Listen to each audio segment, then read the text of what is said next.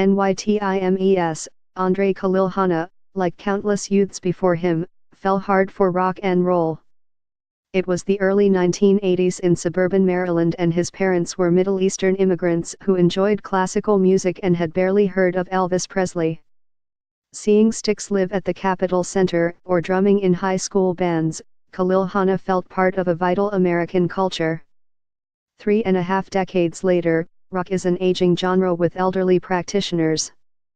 Dozens of his favorite rock stars have died.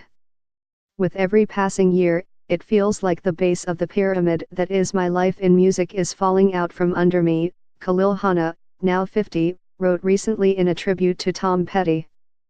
Eulogizing musicians has practically become a full-time second job for Khalil Hanna, who is the blog manager and editor for Disc Makers, which provides CD manufacturing and other services for independent artists. Since 2013, he has compiled a yearly record, noting each heavy metal guitarist felled by dementia and 1960s era keyboardist lost to bile duct cancer. His 2017 list, so far, numbers 33 musicians and industry icons, including Chuck Berry, Al Jarreau, and Malcolm Young, plus 19 more whose obituaries he has not had time to write.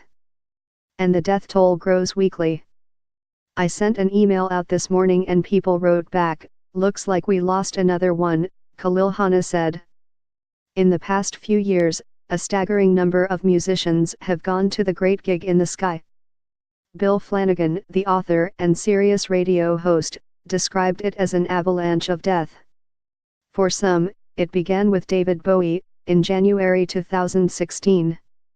Before that year ended, so did the lives of Glenn Frey of the Eagles, Maurice White of Earth, Wind and Fire, producer and fifth Beatle George Martin, Merle Haggard, Leonard Cohen, Leon Russell, Billy Paul, and Sharon Jones, to name but a few. Two founding members of Jefferson Airplane, Sinya Anderson and Paul Kantner, expired on the same January day. Perhaps most shocking were the premature deaths of Prince, who at 57 still looked princely, and George Michael, who was found dead at home on Christmas Day at 53. Flanagan backdates his period of constant mourning to 2013, when Lou Reed died at 71. "That was a kick in the head," he said.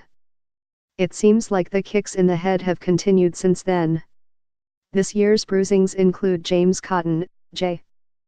Giles, Chris Cornell, Greg Allman, Chester Bennington, Glenn Campbell, Walter Becker, Gord Downie, and David Cassidy, though that is by no means comprehensive, and the year is not quite over.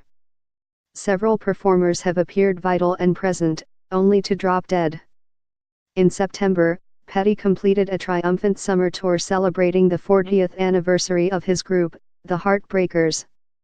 A week later, he suffered cardiac arrest at home and was medically unresponsive, then gone.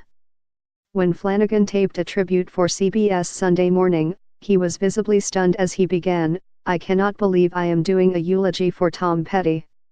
Everyone's reaction was, "I saw him last week. I saw him last month," said Flanagan, who knew the singer personally for 30 years. "The other thing is, he was an MTV-era star, so he seemed to be of the younger generation.